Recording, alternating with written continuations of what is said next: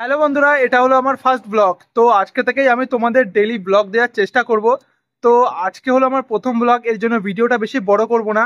তো আমি পার্থিবকে একটা কোশ্চেন করব, পার্থিব যদি তার উত্তরটা ঠিক মতন দিতে পারে তাহলে পার্থিব পেয়ে যাবে এই বারবন বিস্কুটটা। তো চলো পার্থিব দেখি এখন কি করে।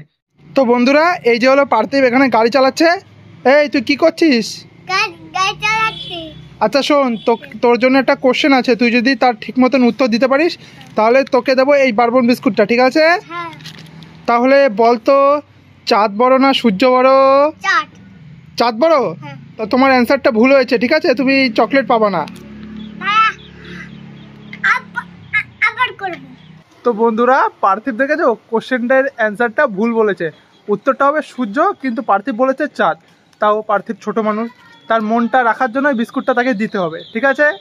শোন পার্থিব, তুই প্রশ্নের উত্তর ভুল বলেছিস, তাও তোকে বিস্কুটটা দিলাম, নে।